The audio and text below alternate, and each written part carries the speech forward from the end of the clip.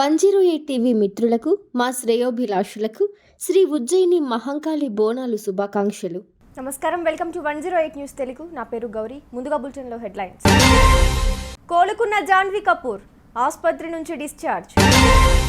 ఇష్టారీతిన ఆరోపణలు చేస్తే చర్యలు తప్పవు. మాజీ సీఎం జగన్పై హోంమంత్రి అనిత ఫైర్.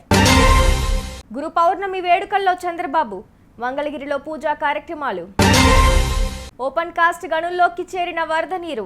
సింగరేణిలో నిలిచిపోయిన బొగ్గు ఉత్పత్తి. తెలంగాణ ప్రాజెక్టులకు జాతీయ హోదా ఇవ్వాలి. మాజీ MP Vinod Kumar demand. Food పాయిజన్తో ఈ నెల 18న ఆసుపత్రిలో చేరిన బాలీవుడ్ ప్రముఖ నటి జాన్వీ కపూర్ ఆసుపత్రి నుంచి డిశ్చార్జ్ అయ్యారు. ఈ విషయాన్ని ఆమె తండ్రి బోనీ కపూర్ వెల్లడించారు. ప్రస్తుతం ఆమె సోదరి ఖుషీ కపూర్, బాయ్ ఫ్రెండ్ షిఖార్ పహారియా పర్యవేక్షణలో ఉన్నట్లు తెలిపారు. 18న ఆమె నీరసంగా ఉండటంతో పాటు అస్వస్థతకు గురి కావడంతో కుటుంబ సభ్యులు వెంటనే ఆమెను ఆసుపత్రికి తరలించారు. ఆ తర్వాత ఆమె ఫుడ్ పాయిజన్కు గురైనట్లు తెలిపారు. ఇప్పుడు ఆమె కోలుకుని ఇంటికి చేరుకోవడంతో అభిమానులు ఊపిరి పీల్చుకున్నారు. తెలుగుదేశంలో ప్రభుత్వంపై బురద జల్లే ప్రయత్నం చేస్తున్న మాజీ సీఎం జగన్పై హోంమంత్రి అనిత సీరియస్ అయ్యారు. అబద్ధపు ప్రచారాలకు తలలేపినందుకు మీపై చర్యలు ఎందుకు తీసుకోవద్దంటూ జగన్ను మీడియా ముఖంగా ప్రశ్నించారు. ఈ మేరకు మంగళగిరిలో హోంమంత్రి అనిత ఆదివారం మీడియా సమావేశం నిర్వహించారు. ఈ సందర్భంగా ప్రభుత్వంపై మాజీ సీఎం జగన్ చేసిన ఆరోపణలపై అనిత మండిపడ్డారు. తెలుగుదేశం ప్రభుత్వం ఏర్పడ్డాక ఇప్పటి వరకు రాష్ట్రంలో 4 రాజకీయ హత్యలు జరిగాయని వివరించారు. చనిపోయిన వారిలో 3 టీడీపీ కార్యకర్తలు, నాయకులేనని గుర్తు చేశారు. కానీ జగన్ మాత్రం అసత్యాలు ప్రచారం చేస్తున్నారని అనిత ఆరోపించారు. ఈరోజు దేశవ్యాప్తంగా గురు పౌర్ణమి పర్వదినం జరుపుకుంటున్నారు. మంగళగిరిలో నిర్వహించిన గురు పూర్ణిమ వేడుకల్లో ఏపీ సీఎం చంద్రబాబు పాల్గొన్నారు. మంగళగిరిలోని సీకే కన్వెన్షన్ సెంటర్లో రామదూత స్వామి ఆధ్వర్యంలో నిర్వహించిన గురు పౌర్ణమి ఉత్సవంలో పాల్గొన్న చంద్రబాబు ప్రత్యేక పూజలు నిర్వహించారు. వేణు దత్తాత్రేయ స్వామి వారి అభిషేకం, పాదుకా పూజ నిర్వహించారు. ఈ సందర్భంగా ముఖ్యమంత్రి చంద్రబాబును రామదూత స్వామి ఆశీర్వదించారు.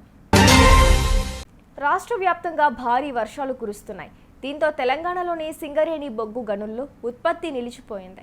భద్రాద్రి జిల్లాలోని ఇల్లందు, కోయగూడెం ఓపెన్ కాస్ట్ గనుల్లోకి వర్షపు నీరు చేరింది.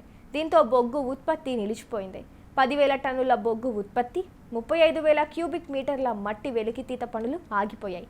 పెద్దపల్లి జిల్లా రామగుండం పారిశ్రామిక వాడలో గత 4 రోజుల నుంచి వర్షాలు కురుస్తున్నాయి. ఈ నేపథ్యంలో 4 ఉపరితల గనుల్లో బొగ్గు ఉత్పత్తికి అంతరాయం ఏర్పడింది. రోజుకు 80,000 టన్నుల మేర బొగ్గు ఉత్పత్తి నిలిచిపోయింది. కేంద్ర ప్రభుత్వం తెలంగాణ ఇరిగేషన్ ప్రాజెక్టులకు జాతీయ హోదా ఇవ్వాలని మాజీ ఎంపీ బోయినపల్లి వినోద్ కుమార్ అన్నారు. వెనుకబడిన జిల్లాలకు నిధులు కేటాయించడమే కాకుండా Kazipet railway coach factory, Bayyaram ఉక్కు కర్మాగారం ఏర్పాటు చేయాలని డిమాండ్ చేశారు. ప్రతి జిల్లాకు కేంద్ర ప్రభుత్వం నవోదయ విద్యాలయాలు మంజూరు చేయాలని అన్నారు. మోదీ మిత్ర పక్షాలపై ఆధారపడి ప్రభుత్వాన్ని ఏర్పాటు చేశారు. ఆంధ్రప్రదేశ్ రాష్ట్ర విభజన చట్టంలో పొందుపరిచిన అంశాలపై గత 10 ఏళ్ల కాలంలో దృష్టి పెట్టడంలో మోదీ ప్రభుత్వం విఫలమైందని ఆరోపించారు. నాకు తెలుసు, పార్లమెంటు బడ్జెట్ ప్రవేశపెట్టే ముందు చివరి రోజు చాలా ముఖ్యమంత్రి అంటే ఇంకా బడ్జెట్ రేపు ప్రవేశపెడతామన్న రోజే చాలా చిన్న పెద్ద మార్పులు జరుగుతుంటాయి.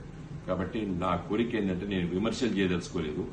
బీజేపీ ఎంపీలు 8 మంది, దాంట్లో 2 మంత్రులు, కిషన్ రెడ్డి గారు, బండి సంజయ్ గారు, చాలా మంది సీనియర్ ఎంపీలు ఉన్నారు, ఈటల రాజేందర్ లాంటి వాళ్ళు, డీకే అరుణ లాంటి వాళ్ళు.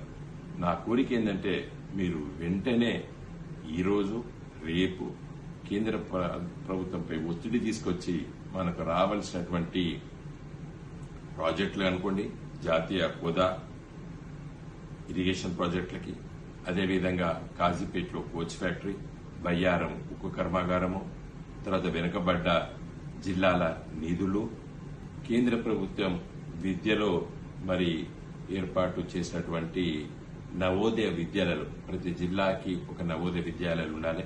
మరి దానిపైన కూడా ఇంతవరకు మోడీ గారి ప్రభుత్వం గత 10 సంవత్సరాల నుండి స్పందించలేదు. కాబట్టి వీటిపైన మీరు కొత్తగా గెలిచారు, మొదటి బడ్జెట్ కాబట్టి మీ ప్రయత్నం చెయ్యాలని చెప్పి నేను కోరుతున్నాను. అదేవిధంగా కాంగ్రెస్ పార్టీ ఎంపీలు 8 మంది మీరు కేంద్ర ప్రభుత్వంపై ఒత్తిడి తీసుకొచ్చి వీటిని సాధించుకోవాలని చెప్పి నేను కోరుతున్నాను. జై తెలంగాణ. చూసారుగా, ఇవి ఇవాల్టి బులెటిన్ అప్డేట్స్. మరో బులెటిన్తో మళ్ళీ మీ ముందుకు వస్తాను. అంతవరకు కీప్ వాచింగ్ 108 న్యూస్ తెలుగు.